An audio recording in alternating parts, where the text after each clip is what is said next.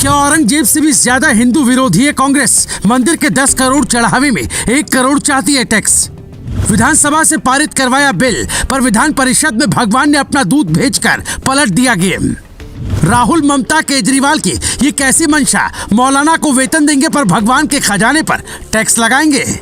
जैसे रामलला की जन्मभूमि अयोध्या है, वैसे ही हनुमान जी की जन्मभूमि कर्नाटक मानी जाती है। यानी धार्मिक मान्यताओं में कर्नाटक का महत्व काफी बड़ा है। बावजूद इसके इन बातों से अनजान वहां की कांग्रेस सरकार मंदिरों पर टैक्स का बिल लेकर आई है, जिसे विधानसभा से बहुमत से पास करवाया, पर विधान परिषद में भगवान ने अपना दूध भेजकर पूरा खेल ही पलट दिया। पर वो खेल कैसे पलटा वो बताएं, उससे पहले सुन लीजिए बिल में ऐसा क्या है जिसे सुनकर हर किसी को गुस्सा आ रहा है। सिद्धारमैया सरकार की ओर से लाए गए इस बिल का नाम है कर्नाटक हिंदू धार्मिक संस्थान और धर्मार्थ बंदोबस्ती संशोधन विधेयक 2024। इस बिल में ये प्रावधान है कि 10 लाख से 1 करोड़ के बीच वार्षिक आय वाले मंदिरों से 5% और 1 करोड़ से ज्यादा आय वाले मंदिरों से 10% टैक्स लिया जाएगा।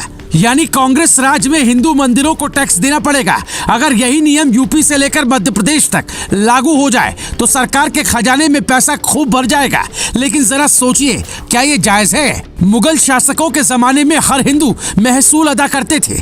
उन्हें अपने देवी देवताओं के दर्शन के लिए टैक्स चुकाना पड़ता था, तभी वो तीर्थ यात्रा के लिए जा पाते थे। ये बात जब उस वक्त अकबर ने सुनी थी तो तुरंत महसूल हटा दिया था। फिर औरंगजेब आया तो वापस से जजिया कर को लागू कर दिया, जो गैर इस्लामी लोगों से लिया जाता था। और जब देश आजाद हुआ तो धर्म को टैक्स से मुक्त रखा गया, और रखना भी चाहिए। वो अलग बात है कि कभी कभी आपको सोशल मीडिया पर इस तरह के पोस्ट मिल जाते होंगे कि आखिर हिंदू ही टैक्स क्यों भरे। कुछ ऐसा ही पोस्ट एल्विश यादव ने भी काफी समय पहले किया था, जिसका स्क्रीनशॉट आप देख सकते हैं। पर पड़ताल में यह दावा झूठा निकला।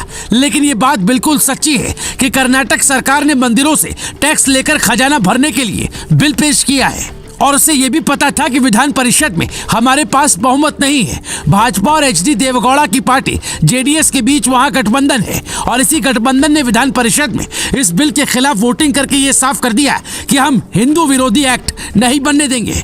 पर सवाल ये है कि जब सिद्धारमैया सरकार को ये पता था कि विधान परिषद से हम बिल पास नहीं करवा पाएंगे, तो वो बिल लेकर क्यों आए? तो उसकी भी वजह समझाते हैं। कुछ ही महीनों में लोकसभा के चुनाव होने। साल 2019 में प्रदेश की कुल 28 में से 25 सीटें बीजेपी ने जीती थी।